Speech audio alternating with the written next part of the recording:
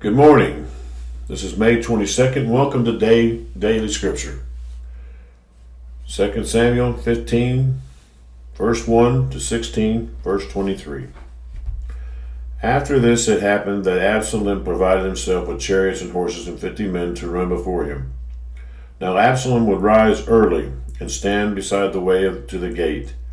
So it was, whenever anyone who had a lawsuit came to the king for a decision, that Absalom would call to him and say, "What city are you from?" And he would say, "Your servant is from such and such a tribe of Israel." When Absalom would say to him, "Look, your case is good and right, but there is no deputy of the king to hear you." Moreover, Absalom would say, "Oh, that I were made judge in the land, and everyone who has any suit or cause would come to me, then I would give him justice." And so it was, whenever anyone came near to bow down to him, that he would put out his hand and take him and kiss him. In this manner Absalom acted toward all Israel who came to the king for judgment. So Absalom stole the hearts of the men of Israel. Now it came to pass after 40 years that Absalom said to the king, "Please let me go to Hebron and pay the vow which I have made to the Lord. For your servant took a vow while I dwelt in Geshur in Syria, saying, 'If the Lord indeed brings me back to Jerusalem, then I will serve the Lord.' And the king said to him, 'Go in peace.' So he arose and went to Hebron. Then Absalom sent spies throughout all the tribes of Israel, saying, 'As soon as you hear the sound of the trumpet, then you shall say, Absalom reigns in Hebron.' And with Absalom went 200 men invited from Jerusalem, and they went along innocently and did not know anything. Then Absalom sent for Ahithophel the Gilonite, David's counselor, from the city, from Gilo, while he offered sacrifices. And the conspiracy grew strong, for the people with Absalom continually increased in number. Now a messenger came to David, saying, 'The hearts of men of Israel are with Absalom.' So David said to all his servants who were with him in Jerusalem, 'Arise and let us flee, or we shall not escape from Absalom. Make haste to depart, lest he overtake us suddenly and bring disaster upon us and strike the city with the edge of the sword.' And the king's servants said to the king, 'We are your servants, ready to do whatever my lord the king commands.' And the king went out with all his household after him, but the king left 10 women concubines to keep the house. And the king went out with all the people after him, and stopped at the outskirts. Then all his servants passed before him, and all the Churites and all the Pethelites and all the Gittites, 600 men who had followed him from Gath, passed before the king. Then the king said to Ithiel the Gittite, 'Why are you going with us? Return and remain with the king, for you are a foreigner and also an exile from your own place. In fact, you came only yesterday. Should I make you wander up and down with us today? Since I go I know not where. Return and take your brethren back. Mercy and truth be with you.' But Ithiel answered the king and said, 'As the Lord lives, and as my lord the king lives, surely in whatever place my lord the king shall be, whether in death or life, even there also your servant will be.' So David said to Ithiel, 'Go and cross over.' Then Ithiel the Gittite and all his men and all the little ones who were with him crossed over. And all the country wept with a loud voice, and all the people crossed over. The king himself also crossed over the brook Kidron, and all the people crossed over toward the way of the wilderness. There was Zadok also, and all the Levites with him, bearing the ark of the covenant of God.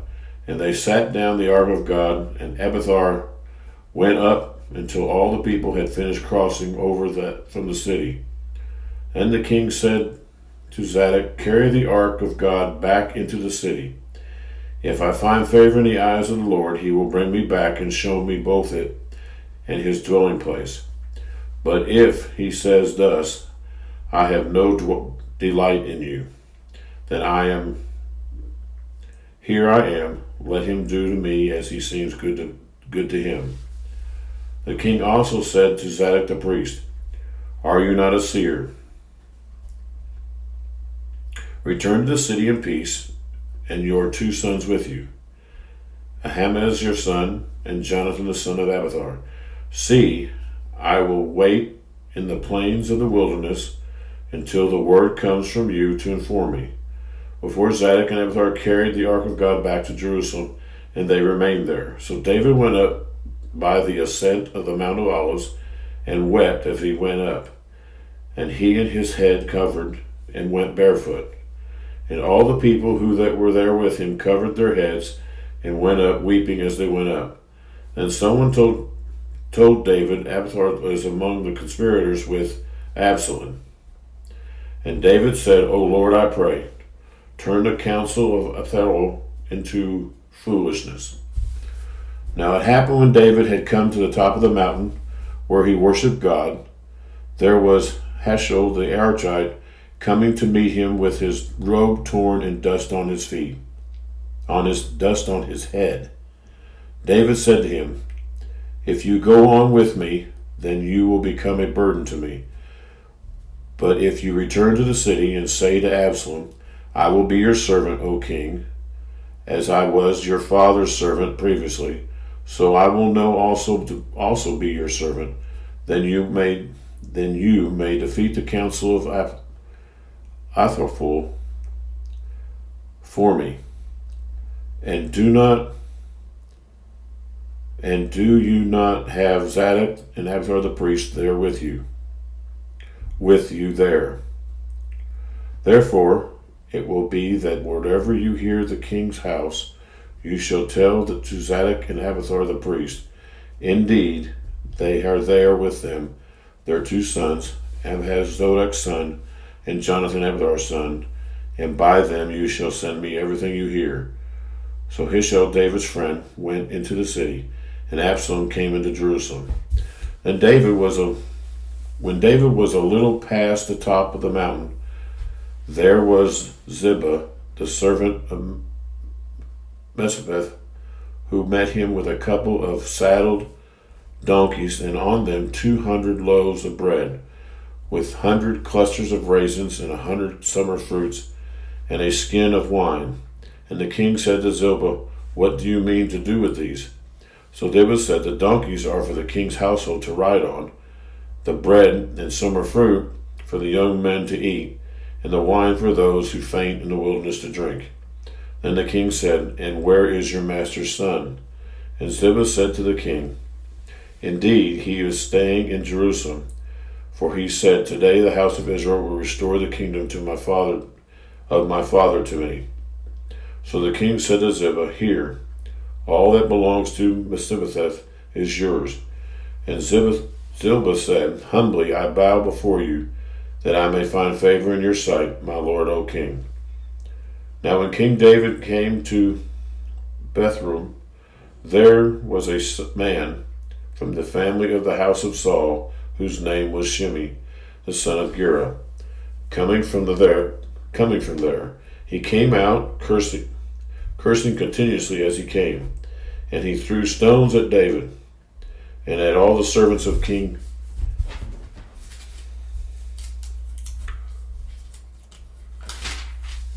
David, and all the people and all the mighty men were on his right hand and on his left. So Shimei said thus when he cursed, come out, you bloodthirsty men, you rogue. The Lord has brought upon you all the blood of the house of Saul, in whose place you have reigned, and the Lord has delivered the kingdom into the hand of Absalom your son. So now you are caught in your own evil, because you are a bloodthirsty man. Then Abishai the son of Zeruiah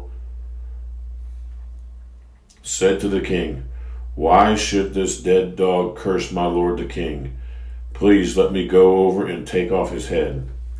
But the king said, What have I to do with you, you sons of Zeruiah? So let him curse, because the Lord has said to him, Curse David. Who then shall say, Why have you done so? And David said to him and all his servants, See how my son, who came from my own body, seeks my life. How much more now may this Benjamite? Let him alone, let him curse, for so the Lord has ordered him. It may be that the Lord will look on my affliction, and that the Lord will repay me with good for his cursing this day. And as David and his men went along the road, Shimei went along the hillside opposite him, and cursed as he went, threw stones at him, and kicked up dust. Now the king and all the people who were with him became weary, so they refreshed themselves there. Meanwhile Absalom and all the people and men of Israel came to Jerusalem, and Ahithophel was with him. And so it was with Hazael and the Archite, David's friend, came to Absalom, that Hushai said to Absalom, Long live the king, and long live the king. So Absalom said to Hushai, Is this your loyalty to your friend? Why did you not go with your friend? And Hushai said to Absalom, No, but whom the Lord and his people and all the men of Israel choose, his I will be, and with him I will remain. Therefore, whom shall I serve? Should I not serve in the presence of his son? As I have served in your father's presence, so will I be in your presence. Then Absalom said to Absalom, Give advice to me as to what I should do.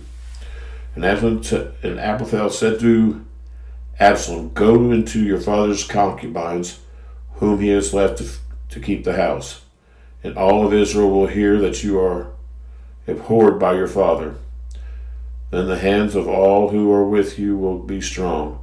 So they pitched a tent for Absalom on the top of the house, and Absalom went in to his father's concubines in the sight of all Israel. Now the advice of Ahithophel, which he gave in those days, was as if one had inquired at the oracle of God. So was all the advice of Ahithophel, both David and with Absalom. Psalm 68, 8-15. O bless, O God, you peoples, and make the voice of his praise to be heard, who keeps our soul among the living, and does not allow our feet to be moved. For you, O God, have tested us. You have refined us as silver is refined. You brought us into the net and laid affliction on our backs. You have caused men to ride over our heads. We went through the fire and through water, but you brought us out to rich fulfillment. I will go into your house with burnt offerings, and I will pay my vows, which my lips have uttered, and my mouth has spoken when I was in trouble. I will offer you burnt sacrifices of fat animals, with the sweet aroma of rams, and I will offer bulls with goats. Proverbs 16:27-30. An ungodly man digs up evil, and it is on his lips like a burning fire. A perverse man sows strife, and a whisperer separates the best of friends. A violent man entices his neighbor, and leads him in a way that is not good. He winks his eye to devise perverse things. He pursues his lips. He purses his lips and brings about evil. John 7:1-27. And after these things Jesus walked in Galilee, for he did not want to walk in Judea, because the Jews sought to kill him. Now the Jews' feast of tabernacles was at hand. His brothers therefore said to him, Depart from here and go into Judea, that your disciples may see the works that you are doing. For no one does anything in secret while he himself seeks to be known openly. If you do these things, yourself to the world, for even his brothers did not believe in him. And Jesus said to them, My time has not yet come, but your time is always ready. The world cannot hate you, but it hates me because I testify of it that its works are evil. You go up to this feast. I am not ready to go up to this feast, for my time has not yet fully come. When he had said these things to them, he remained in Galilee. But when his brothers had gone up, then he also went up to the feast, not openly, but it was as if it were in secret. Then the Jews sought him at the feast, and said, Where is he? And there was much complaining among the people concerning him, because some said, He is good. Others said, No, on the contrary, he deceives the people.